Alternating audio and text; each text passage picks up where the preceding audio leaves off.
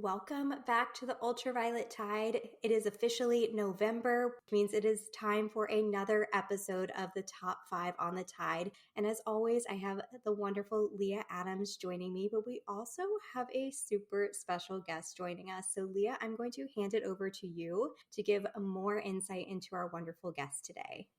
Absolutely. Well, we have a special guest in the studio today, and some of you may know her because she's pretty big on social media in the ocular melanoma community, Danet Peterson. And we're so excited to have her here today. And just a little bit about Danet before I hand it over to her to do a little bit more of an introduction for herself. She is the social media manager for Ocular Insight, which is a nonprofit organization and trust source for all things ocular melanoma for patients and caregivers. She lives in Mesa, Arizona with her husband, Danny, and their 3 adorable children, Joshua, Tatum, and Melody. And her role within Ocular Insight is to help spread awareness for ocular melanoma, relate to patients, spread awareness across social media platforms, and truly give the patients population a voice. And Danet, we're just so excited you're here today. And beyond my introduction, I would love for you to tell the audience a little bit more about who you are and why you're here. Yeah, awesome. Thank you so much for having me, Erica and Leah. And Leah, I'm so glad that we were able to connect. I don't even know. I think it was years ago, probably right when I was diagnosed on social media. Just a disclaimer, I do still help with managing and kind of running the social media behind the scenes, but I am no longer the official manager. That falls to my coworker, Megan, who has taken that over for me so that I can have a little more time with my family and to focus on my own medical journey, as well as just to do what I do best, which is to be the host of the I Believe podcast. Megan and I co-host the I Believe podcast. So in terms of what do, I was diagnosed over 4 years ago with ocular melanoma myself. And about 6 months into my diagnosis, I was approached on social media by the founder of Ocular Insight, Melody Burchett, who is also a patient with ocular melanoma. And she asked if I would help just kind of make sure their social media could continue growing. And so I took that on, did that for a little while, and then eventually added in the podcast. And that is definitely where my passion lies, is in being able to connect patients with resources, and just like you said, allow them to have a voice and share their stories. So we now have the I Believe podcast with combined, I don't even know if I could count how many combined downloads we have now in the lifetime of our podcast between our YouTube channel and the various different ways you can listen to the podcast. But if you search the I Believe podcast on a platform like, Podbean or Apple Podcast, then you'll be able to find us there. And then in YouTube, we have over 110,000 lifetime downloads. So we have a really, really rapidly growing platform that we are continuing to provide resources to ocular melanoma patients, their caregivers, and just really be a hub for that information, a long-lasting hub. And I am happy and proud to say that we are the #1 source for ocular melanoma resources for patients to come to, aside from, of course, their doctors, right? But we do bring on a lot of medical doctors. We bring on researchers from pharma. We talk about clinical trials. We talk about a lot, in addition to providing patients with resources and just kind of avenues of help to just support their mental health and support their life as they're navigating a cancer diagnosis. So it's kind of just a good modge podge of lots of different resources. But where I live the most is I actually talk to a lot of the doctors. So from about 2022, I've been asked by some doctors if I have a medical degree, and I always tell them, yes, by osmosis. I have a medical degree of osmosis. I have absorbed the information that I take in from interviews and just in that capacity. So anyway, so I host the podcast, and I also help to host in-person events. So anyway, I help with those events, and I also help with our annual patient seminar, which is called the I Believe Seminar. And it's an opportunity for us to bring current research and medical news to patients, as well as provide them with lifestyle resources and just navigating their diagnosis, mental health supports. We had a hypnotherapist, we've had a music therapist come, just kind of helping them see that there are ways to cope, and that we want them to cope and to thrive, really. It's not just survive with this diagnosis, it's learn to thrive. That's awesome background. And I'm excited to have kind of your insight as we dive into our stories for November.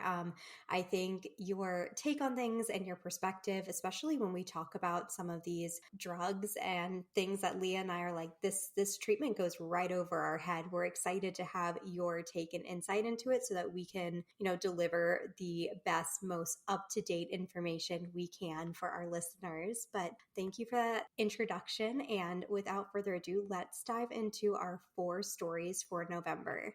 So the first story we pulled is from People, and it is about Katie Couric.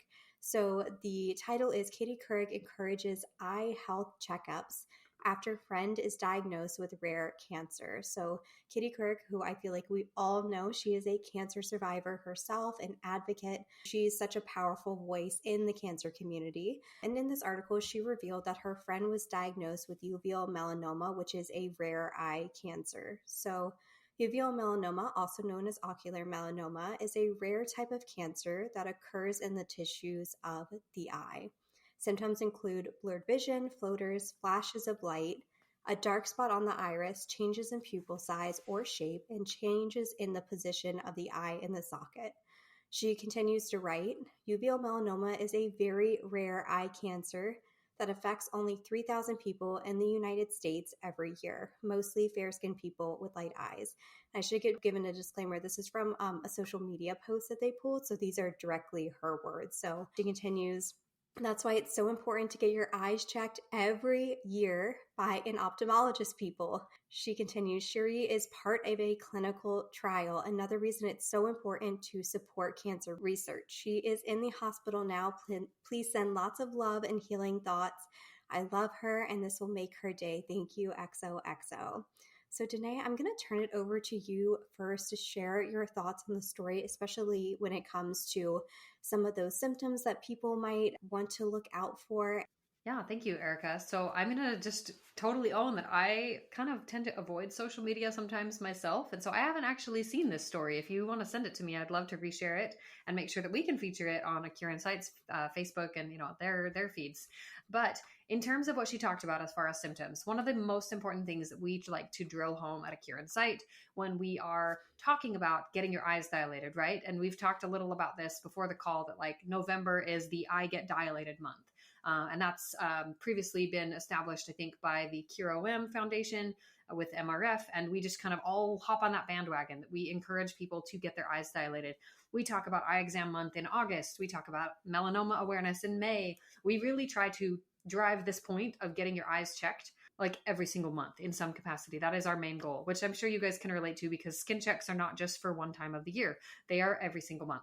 And breast exam checks, like they're not just for one time of the year when you go get your annual mammogram or you go to your OB for an annual wellness check. They are for every single month that you check in regularly. It is not just a once in a blue moon kind of a thing.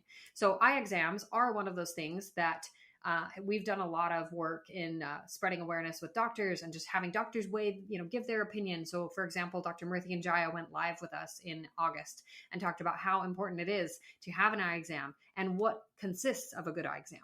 So let me just kind of run through those with you. So the first thing is that, yes, it is important to get your eyes checked every year if you have the ability to do so. If you don't have the ability to do it every year due to insurance coverage or just whatever the kind of holdup might be, for the majority of patients, I think under the age of 40, maybe 45, once every 2 years is considered medically adequate unless you have something already existing in your eye. So what is that? You might have been told that you have something called a nevus. Think of this as like a freckle on your eyeball or a freckle on the inside layer. Sometimes they are on the outside where you can actually see it on the white of the eye or on the iris of the eye. But for the most part, these nevi are something that are visible on the inside. And similar to skin cancer, these kinds of little nevi, these little moles in the eye, so to speak, are not commonly the ones that turn into cancer. They can, but they're not usually it's not usually that's the reason that you have a benign nevi that then turns into cancer. So that's just something that, can be kind of misunderstood is that, oh, you must have had a freckle in your eye. It's like, well, yes, it could have developed over time, but the bottom line is it's not every nevi is not an ocular melanoma. So that's the first thing. If you do have a nevus, however, you've been told you have a small spot on the inside of your eye, it is imperative that you go every single year to have it monitored. Because if it does change, The faster and the quicker that they catch that change, the easier the treatment is, and the more likely that you as a patient will have a long-term survivability. So that you will be okay, basically. So in my case, symptom-wise, like you talked about some of these symptoms, right? You talked about blurred vision. You talked about the shape and change of the eyeball, like the direction the eyeball faces. Like really, the general rule of thumb here is that if you have visual changes in one eye, you should always go get them checked. And you should always start with going to a medical ophthalmologist if at all possible. Not a bad thing to see an optometrist. My optometrist is the one who started the journey for me of getting diagnosed. As long as they have the ability to do that full scale evaluation. A full dilated eye exam means that they put drops in your eyes. It means that they're looking inside with the scope as a personal doctor. They're using their eyes to look inside your eyes. And they're using the dilation to widen the field of vision. If you only look through the pupil and it's not dilated, your ability to look through the eye is limited to about like a very narrow pinprick of light. So dilating the eye actually widens that field of vision. Unfortunately, it doesn't widen it to cover the entire inside of the eye, right? It's impossible to put a mirror inside the eye and bounce it back and look at the very front of the eye in every instance. However, that's where the imaging comes in. So if you're offered the opportunity at an eye exam to have a retina scan where they take pictures of the inside of your eye, they do what's called wide field retina imaging. And that wide field retina imaging is something that we also really heavily encourage our patients to tell their friends and family, go get your eyes checked and have the pictures taken.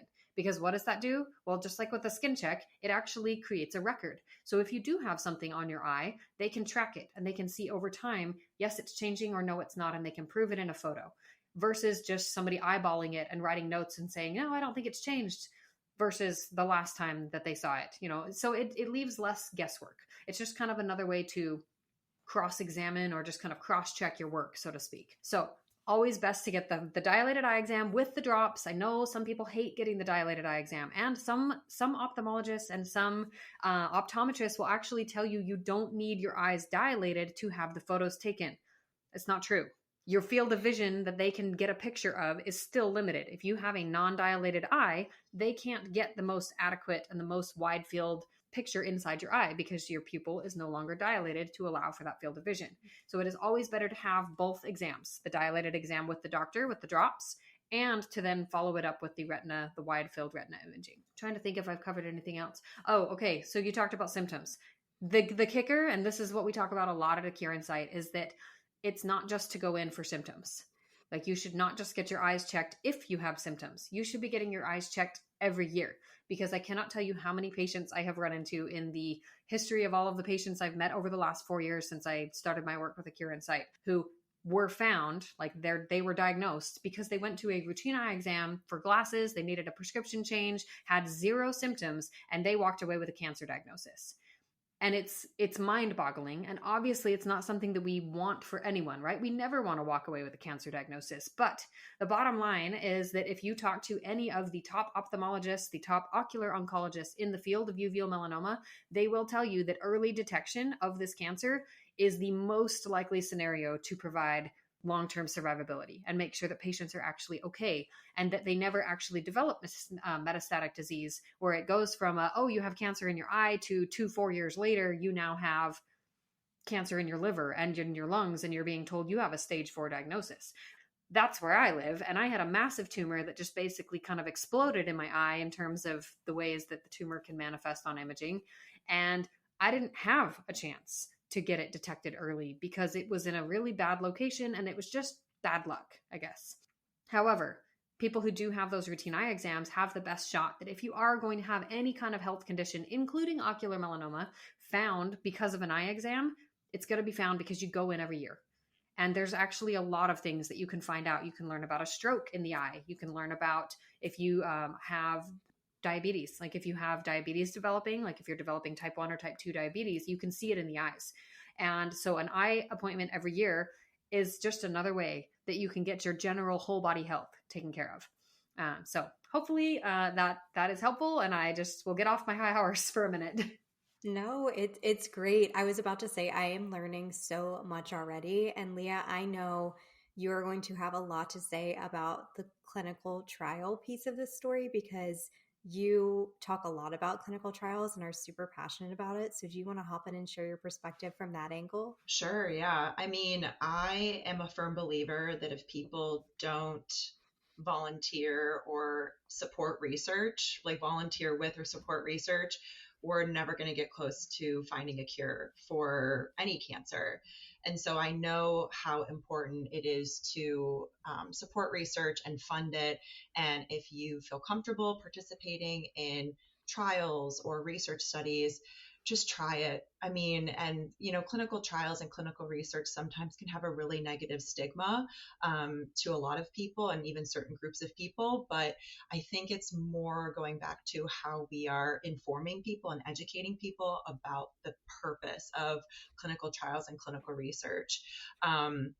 So yeah, I mean, I am all for it, and especially just like Danae sharing all of the knowledge and insight that she's sharing. I mean, when I was diagnosed with melanoma, when I was told that I had to go to the eye doctor now for sure once a year, I was so confused. I was like, why? I had melanoma on my chest. Like, why do I need to go to the eye doctor?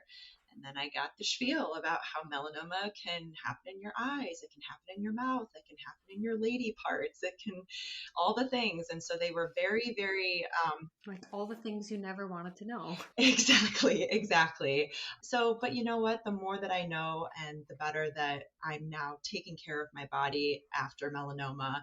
And one of the things that I have really dove into is supporting research and getting involved in clinical research, along with my dad, who's also a stage 4 metastatic melanoma warrior. So our family loves research. We support it, and we know that if more people don't get involved, we're not going to get close to a cure one day. And that's what we all want ultimately. Well, and just to add to that, I would say joining clinical trials isn't for everyone, right? Sometimes there are things happening in your treatment journey that necessitate not being part of a clinical trial. However, one of the things that I talk about at A Cure Insight, and I actually interview people from pharmaceutical companies who have current clinical trials in uveal melanoma to talk about, how does the trial work? How does the science behind it work? And also, what are some of the eligibility requirements for patients? What are the travel kind of reimbursement options? How accessible can this be to people? One of the things that we always talk about is how a huge misconception, I think, around clinical trials is this idea that if you sign the contract to be part of the trial, that you're like signing your life away and that you can't back out. The bottom line is you as the patient can back out and you can change your mind at any point. Whether or not you want to continue trial A, B, or C is all up to you. And you have power over that. And I think that that is such an empowering thing for patients to be able to know going into it. If they have the opportunity to participate in a trial that is the right fit for them, that is the right kind of treatment for where they're at in their journey, like it is so vital to understand that they are in control and that no one from those pharmaceutical companies is going to railroad them into, and then any clinical investigator, so the doctors who are hosting the trials, they should not be in any way trying to sway you to participate in a trial you are not comfortable continuing. And like to that effect, like I wish I could say that I've already been in a clinical trial, and I guess technically I've been in one. I've been in an adjuvant or a pre-metastatic treatment, like an attempt to prevent metastatic disease from happening. Because the kind of funny, crazy thing about how eye cancer works is that, yes, the eye needs treated, but the primary eye tumor is not actually the reason of mortality rates in uveal melanoma. And that's kind of the most mind-boggling thing to some people is like this idea that, oh, well, it was in your eye, so how did it get to your liver? And most people who do pass away from this cancer are actually dying because of liver failure, because their liver can't sustain the amount of cancer that has grown in their liver, or because they've participated in various different treatments and the toxicity to the liver is too high, and therefore the liver shuts down, which both things are not ideal. We don't like either of those. But that's kind of the most mind-boggling thing about this is that you can have a diagnosis like me. I was diagnosed in July of 2020 with ocular melanoma, had a massive tumor. Prognosis from my Castle Biosciences test came back and said, you've got a pretty high chance that this is going to metastasize within 2 to 5 years of your initial diagnosis. Like, we can't say for sure, but here's the percentage that we know based on the genetics of your tumor. This is what we know. This is what we believe is possible. And so then I began this journey of like every 3 months I was having scans. That was when I entered a clinical trial to do an adjuvant trial in Philadelphia and just tried to make a solid attempt at taking medicine that could give my body a fighting chance to basically go after these little micro metastases that live out in my bloodstream. And the way that I describe it is it's kind of like they're just floating around until one day they decide to set up camp. And they set up camp in your liver is the most likely place for them to set up camp. And if they decide to set up camp, it's really hard to kick them out. Like it's really hard to kick out this little expanding family of little melanoma pieces that are trying to grow in your liver. Mm-hmm. And that once they have a house in the liver and they set up camp and they have neighbors and they have family that grows, like they've got children and they've got aunts and uncles and grandparents, like once they have an established place in your liver, it is very, very difficult to kick them out. And to date, we do not have anything curative. We don't have anything that does more than prolong life in treatments. And we thankfully do have a couple of FDA-approved treatments that have come as a result of clinical trials. But I will tell you that those clinical trials have been over 10 years in the development of that drug or of that method of treatment. And it's only now in the last, I think 2021 was the first year that we got Kimtrack, which is the first approved drug. And it only works for some people. It only works for certain blood types. And even in the certain blood types, it's not a guarantee that it's going to work forever. It may work for 3 months, it may work for 3 years. You don't know. Wow. So the uncertainty that patients deal with in this diagnosis is insane sometimes. Actually, most times. It's not even a sometimes. Yeah, no, for sure. And speaking of treatments, specifically FDA approved procedures and drugs for ocular melanoma, our next article is actually talking about something really unique. And this source is, or the article is from the source UCLA, and the article is titled "Novel Procedure Helps Treat Renowned Chef's Rare Eye Cancer." And this chef's name is Sunny Sweetman, who Danet informed us is Oprah's chef, of all people, and was diagnosed with rare uveal melanoma in 2022, which, as we learned, is a rare type of cancer that occurs in the eye. The melanoma is derived from the melanocytes in the UVA, accounting for only about for only about 5% of all cases of melanoma in the United States. Only about 1,700 people are diagnosed with this type of cancer each year, according to the National Cancer Institute. So essentially what happened to this chef is after initial radiation treatment, his cancer spread to his liver. As Danet was just talking about, standard chemotherapy was ineffective for long-term control. So UCLA introduced to him this new Hepzato kit, which is a new FDA-approved procedure.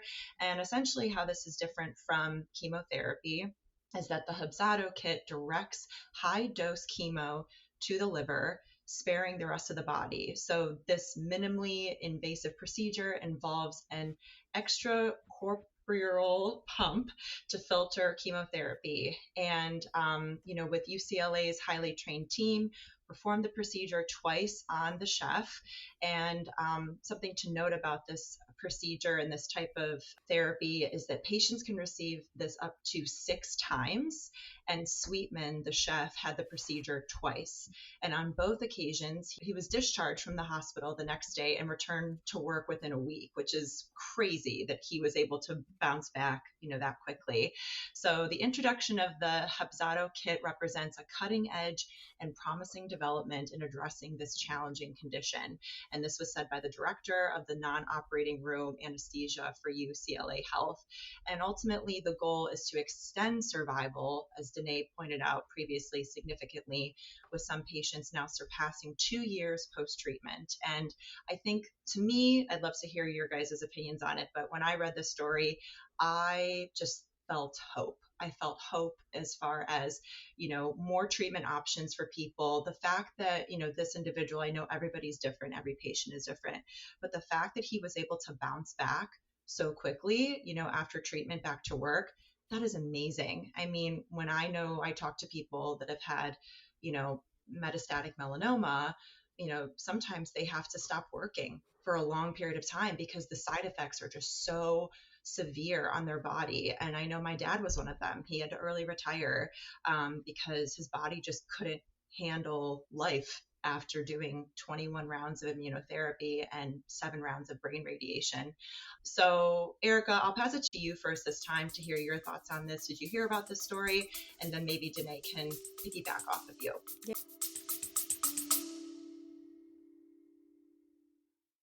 A quick break to tell you that today's episode is brought to you by Low Ultraviolet.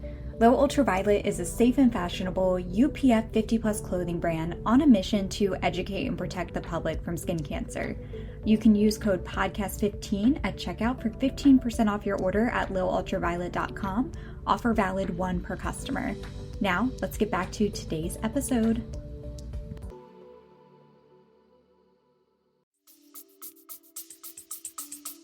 I think this was such a good story to bring up, especially because Danet was just talking about the treatments and liver and like how everything plays in. And I will not even try to pronounce half the words that were in this article. So well done, Leah, going through those. But I think my first thought as I'm just kind of reading through this is I know, Danet, you were just saying how the treatments that are out there only work for a certain percentage of the population. So I'm curious your thoughts on this exact treatment and how it works specifically, and if from your experience and what you've read and seen as you talk to doctors and through those conversations, is this working? Is this a treatment that, we can get really excited about, or is it still only affecting a certain percentage of the population in terms of its effectiveness? Okay, so first off, I want to just say that, I will send you the links for a couple of the interviews that I've done with 2 doctors out of UCLA who actually are the first doctors in the country to, outside of Florida, which is where the majority of the clinical trials took place. They are the first doctors in the country to have the most functional treating site for Hepzato Kit.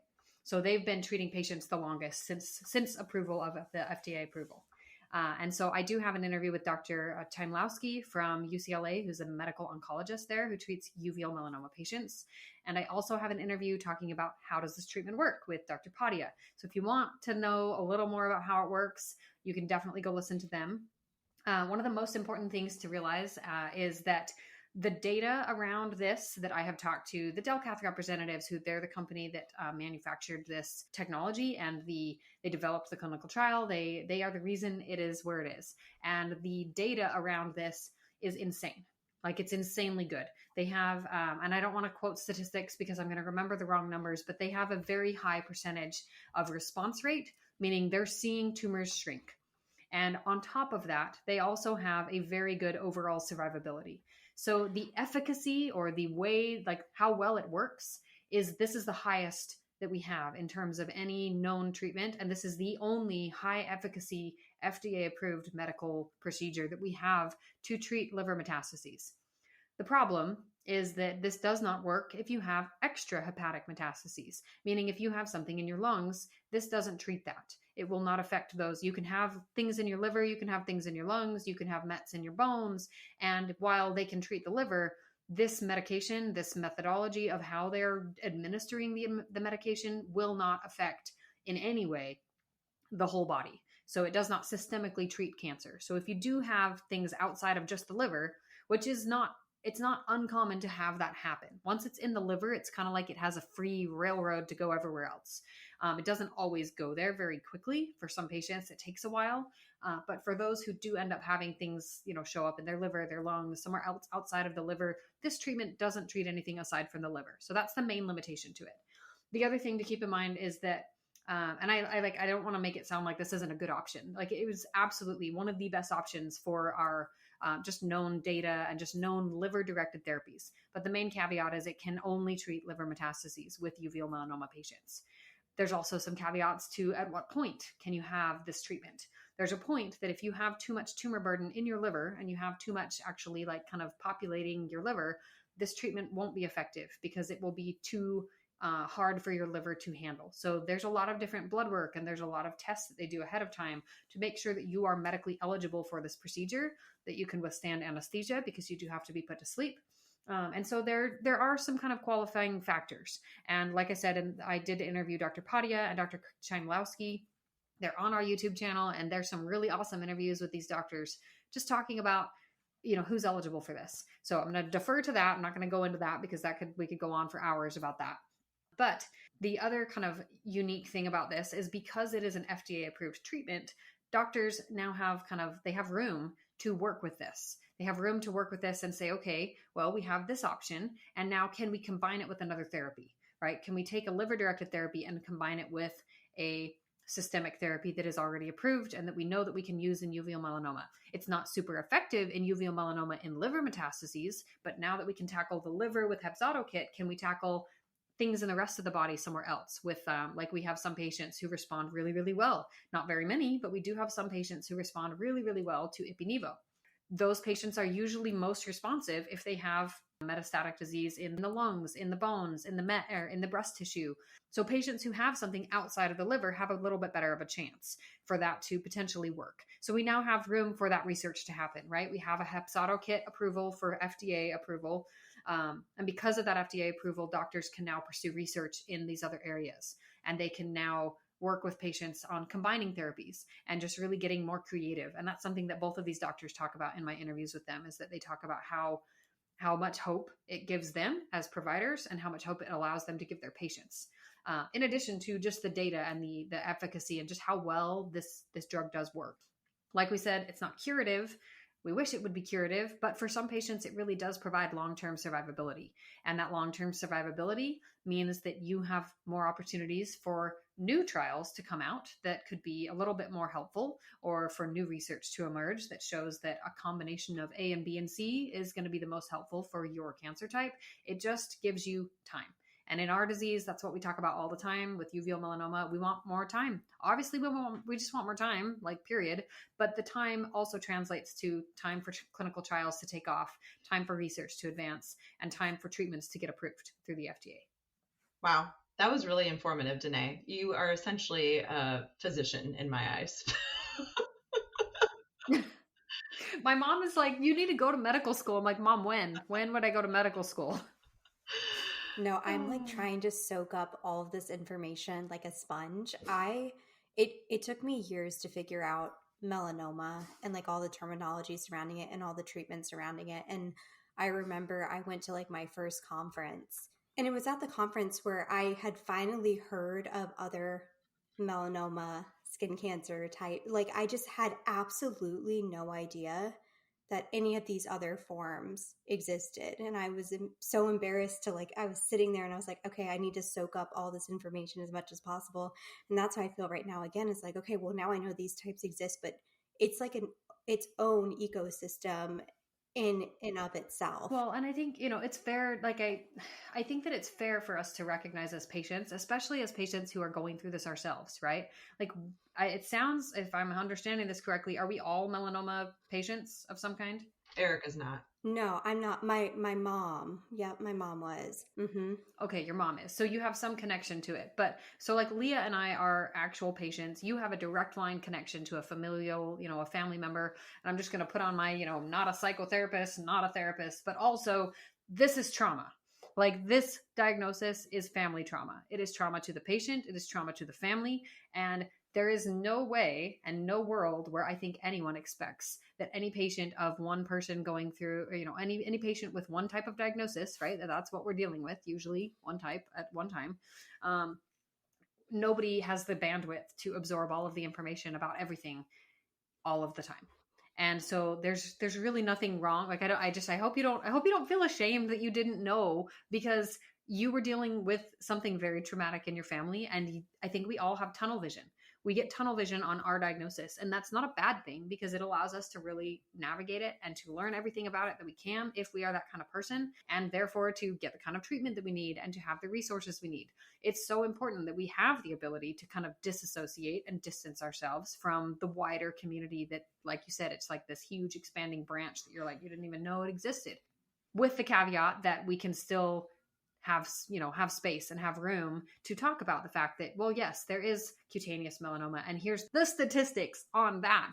But also, did you know you can get melanoma in your eyes, and that it's not going to hurt us as communities to support each other and to support awareness around these different rare types and rare subtypes of cancer? Mm-hmm. Because at the end of the day, we can't do it alone. And the rare people are the ones who usually get the short end of the stick, because we're the ones who, if there is research happening, money doesn't go to us first. Money goes to where it is research money goes to where it is most lucrative, and it's most lucrative in a larger patient population.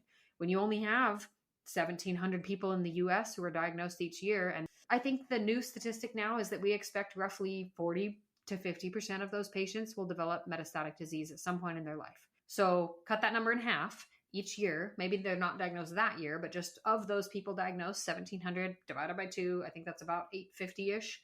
That's about 850 patients in the United States alone. That doesn't even go into the rest of the world. Like worldwide, there's maybe a total of 7,000 people diagnosed with this per year. And half of those people, roughly, will go on to develop metastatic disease and be in need of clinical trials, treatments. And so, again, not a very lucrative place, right? And so the companies that we do have are usually smaller companies who are going into clinical trials and research development. And they're doing everything they can, and they're very passionate. But at the end of the day, they don't have a lot to work with.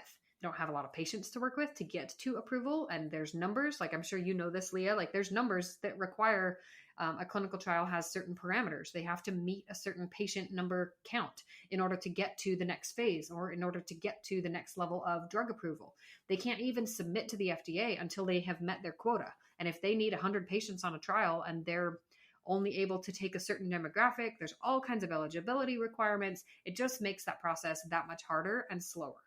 And so in the case of like Hepzato Kit, while we're so excited and grateful that we have it, the reality is that it took over 10 years to get there, like over 10 years. And in that 10 years, most of the people who were diagnosed with metastatic disease, I can't put a number on it, but I would say more than 90% have now died because they did not have treatment that worked to prolong life.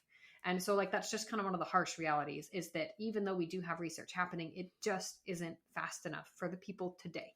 And we have a lot of things that are moving forward more quickly because of the FDA approval. And that's something that I don't know if you guys have seen this in your like history with melanoma, but in my history, I went from, I got a class 2 diagnosis, highest risk prognosis, being told there really were no options for me if I did develop metastatic disease, to now I don't have a lot of clinical trial options. And that's due to some kind of personal reasons in my own circumstances. But there's, I think, anywhere from 15 to 20 different clinical trials out there for metastatic disease, with more in the works or kind of oscillating between which ones have sites open, where are they located, all of that. And the unique thing about FDA approval is that when you have FDA approval of, say, Kimmtrak, which was our first FDA-approved immunotherapy that we have for uveal melanoma patients, and then you also get Hepzato Kit quickly on the tail of that, then we now have the attention, right? We have the attention of the media. We have the attention of kind of the general pharmaceutical community. And so now we have people who are more willing to invest because there's proof that they can go somewhere with it. And that's an important thing for all of these kind of developing clinical trials that haven't even made it to taking patients yet, or to the ones that are in phase 2 or phase 3 and they're fast tracked for approval now because they have grounds to say, we believe we can be the next FDA approved treatment. Help us do that. Help us make sure these patients have access to our treatment. Here's the data we have to support it. Like there is a lot more happening a lot more rapidly in uveal melanoma as of the last couple of years because of the FDA approvals. Not necessarily that the FDA approvals themselves are, providing some kind of life-changing solution. It's that they're really paving the way. That's super interesting. Again, I'm just listening to all of this, and I agree with what you first said about each of these cancer subtypes. They really shouldn't operate independently. I mean, we're all kind of playing the same game when it comes to dollars and where they go. And I think there's just so much that can be done, like even before you get to the clinical trials and even before you get to I'm more so thinking of like how much education, even on like social media, is just lacking that you don't see.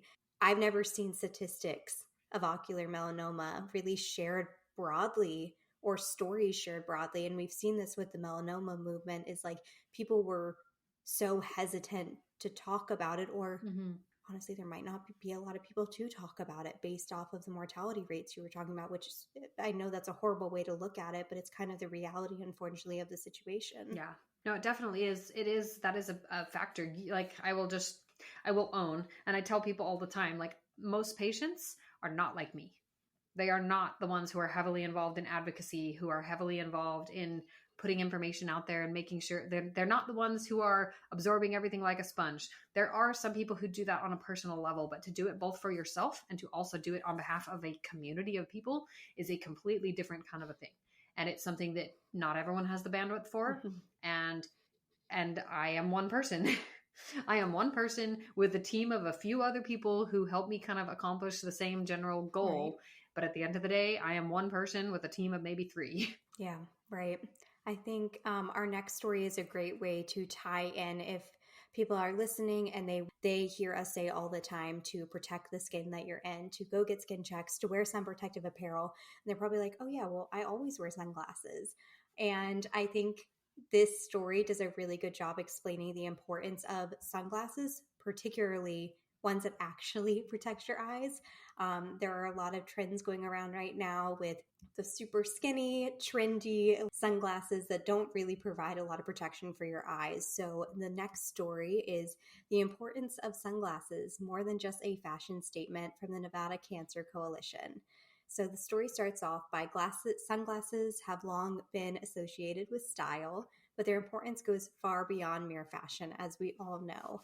While most people are aware of the need to protect their skin with sunscreen, many overlook the importance of shielding their eyes and the surrounding area. So the skin around the eyes is some of the thinnest and most delicate on the body, making it particularly susceptible to UV damage. And I know a lot of the women, particularly who are listening to this, know that their eyes are the thinnest area because that's why we apply our eye cream very liberally. So I know we know this information, so let's apply it to sunglasses as well. So continues, wearing sunglasses isn't just about preventing skin cancer. It's also crucial for maintaining overall eye health. So UV exposure has been linked to several serious eye conditions. So cataracts, which we all know about, macular degeneration, and keratitis are 3 of kind of those big ones that UV exposure to your eyes.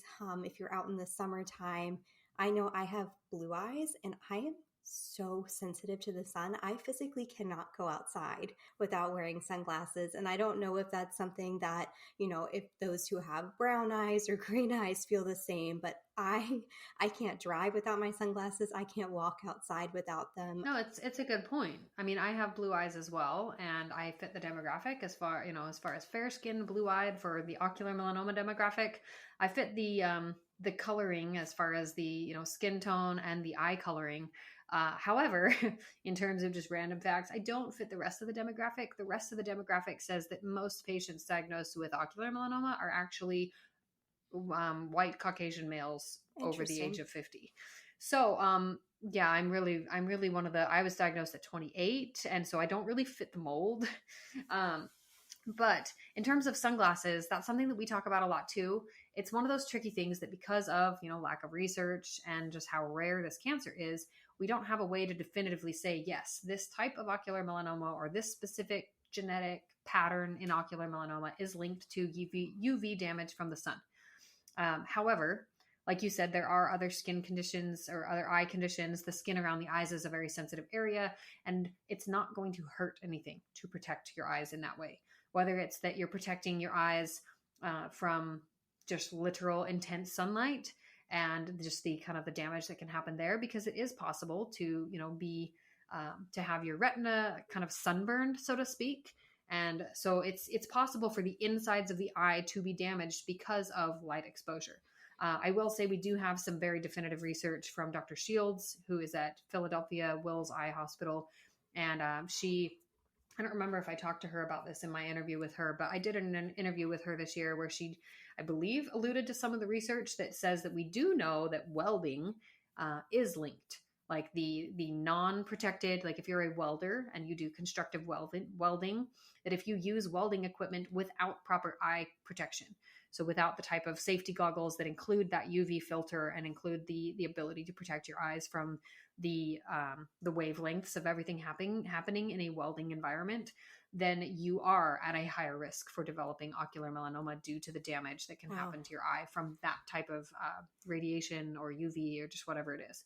I don't actually know what goes into welding, but I just know that welding has been definitively linked to ocular melanoma. So if you're a welder, please wear your eye protective wear. But at the end of the day, wearing your protective eyewear is so important for a number of reasons. And some of them you alluded to in the article, and I agree with those.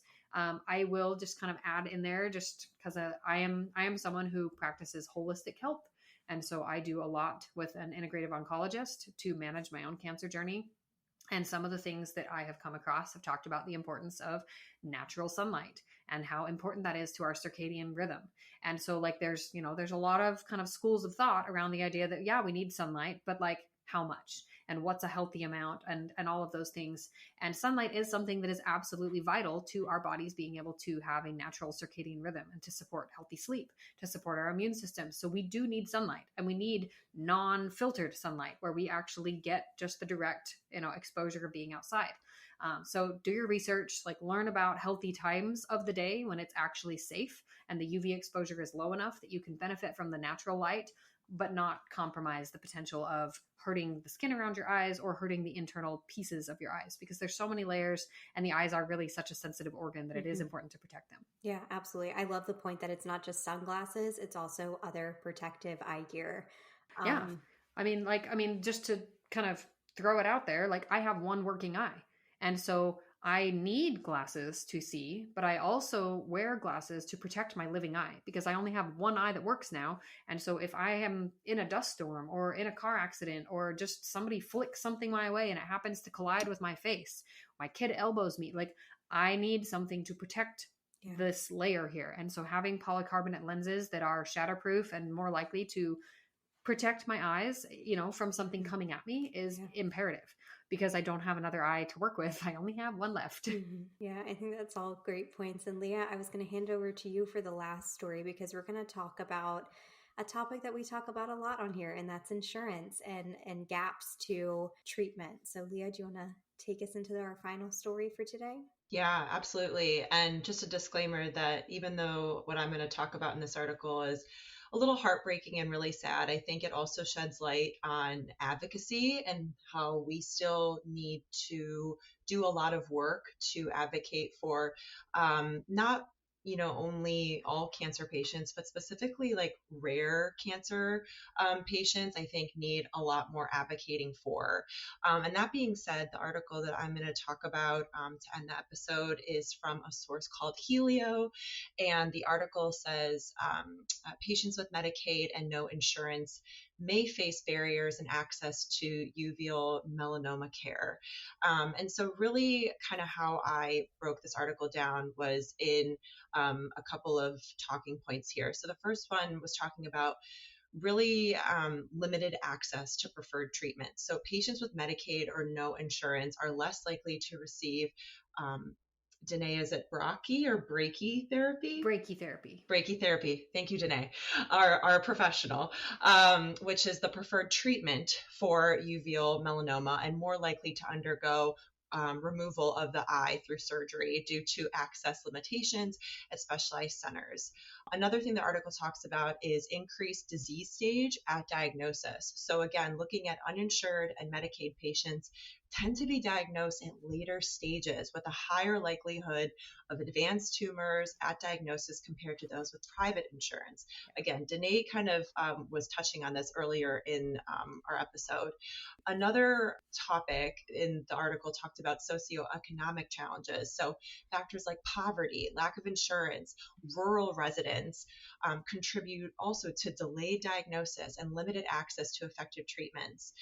It also touched on implications of survival rates. Although Medicaid coverage does not directly impact survival, patients with Medicaid or no insurance often face treatment disparities that could affect outcomes due to more invasive surgeries over less accessible therapies like radiation. So what is this all saying? So this article is essentially saying that there needs to be better policy recommendations and things being done, and researchers emphasize the need for policies to improve access to regular eye care, as Danet was talking about, which could enable earlier detection and intervention for uveal melanoma in underserved populations and really addressing socioeconomic inequities. So the findings underscore the necessity of addressing structural barriers within the healthcare system to provide equitable cancer care access to all. And so, even though, again, a lot of that was really like sad and heartbreaking to hear, it's reality. And I think it's really important to emphasize that,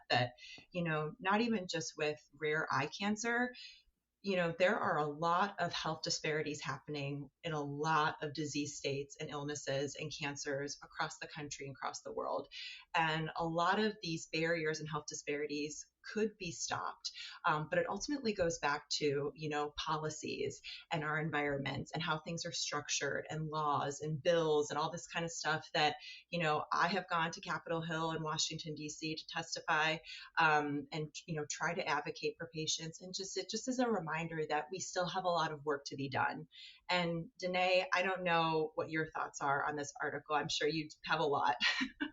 So there's a lot of points that you touched on here that are absolutely big issues in our uveal melanoma community that we recognize and that we really seek to help patients navigate.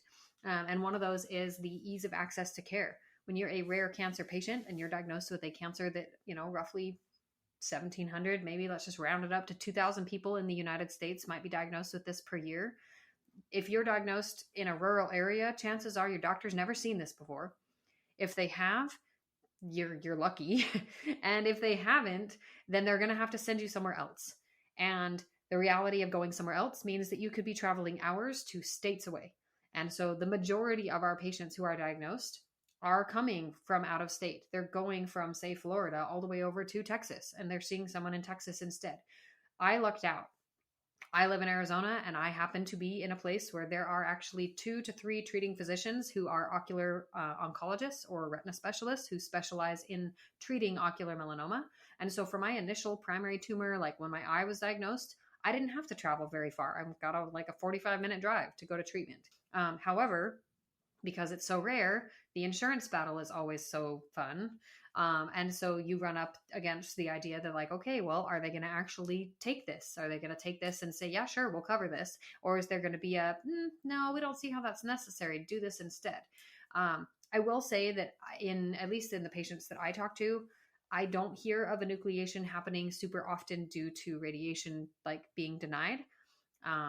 I don't think that it doesn't happen. I think that it probably does still happen, but it is not something that we hear about heavily in our community, or at least not something I personally have heard about happening a lot. I do think that we have a pretty good, solid team of ocular oncologists around the country who will fight for their patients, even if they come up against a Medicaid barrier where they say, oh yeah, insurance won't cover this. They're only going to cover enucleation, because they do have a lot of data and research showing that enucleation and brachytherapy are pretty equal in survivability rates, that in terms of, what is the long-term result of this? It is curative in the way that, the eye is no longer a problem. The problem is then the micrometastases, which probably seeded years and years before. So I was diagnosed in 2020. When they say micrometastases, they're saying, nah, your cancer probably didn't spread in 21 or 2022. That's just when it showed up on imaging. It probably spread as early as 2015, up to 5 years before your diagnosis was even found in your eye. Wow. So it's it's a crapshoot. It couldn't have been found because they didn't even know it existed in my eye to begin with. That's kind of where most of the research that we have now is leaning toward explaining metastases in that way, that it's likely it was seeded a long time beforehand. However, in terms of curing the eye, they can cure the eye. They can cure the eye. They can't necessarily say they can cure everything else, but if they can cure the eye and it's early enough in the diagnosis, then they do have a chance at curing the patient. And brachytherapy and enucleation have not been proven to be, it's not like if you remove the eye, a lot of people think, oh, well, if you remove the cancer, you're better off, right? It's not the case because of the micrometastases, because of the cancer likely seeding itself a long time before the eye is ever even diagnosed. Enucleation doesn't necessarily provide you with a cure-all. You're never going to deal with this again, even though the cancer's out of your eye and it's out of your face, right? It's no longer in your body, so you'd think it wouldn't be a problem, but that's just not how it works. So in terms of which one is better, doctors now can say, well, brachytherapy is better because not only does it provide the curative, cancer killing, the cancer no longer lives in your eye anymore. It's no longer active, and they can prove that and they can monitor that. It also provides an opportunity for some patients in the population, depending on the size of the tumor, to maintain their vision. And that's an important thing, because if you are dealing with enucleation, there is no vision. You completely lose all vision. You are now monocular. You have one living eye left. And so it is the kind of medical do no harm. That one is the one that does less harm.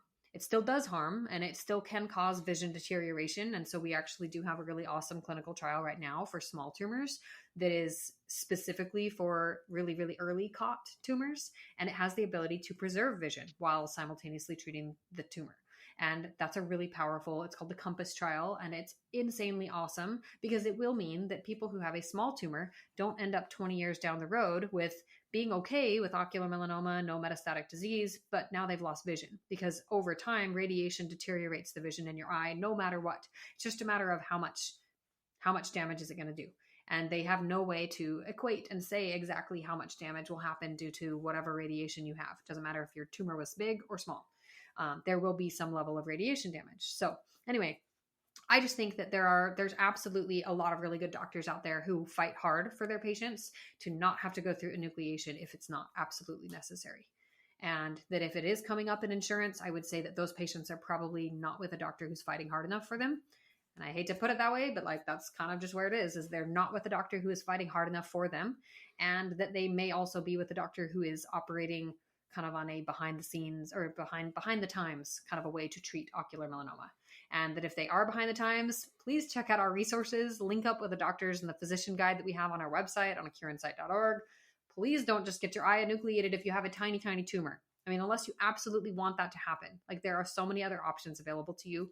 And like I said, having the eye taken out does not equal you will never deal with this cancer again. That's just not how it works. We'll link all of this in the show notes too, because I mean, you've referenced so many good resources. And, you also talked about two of the conversations that you had with the UCLA doctors who are actually at the forefront of this research. So we're going to link all that in the show notes so that people can easily go and learn more and continue their own education of these things. I know for me, Leah, I don't know, I know you have a very fluid understanding of melanoma.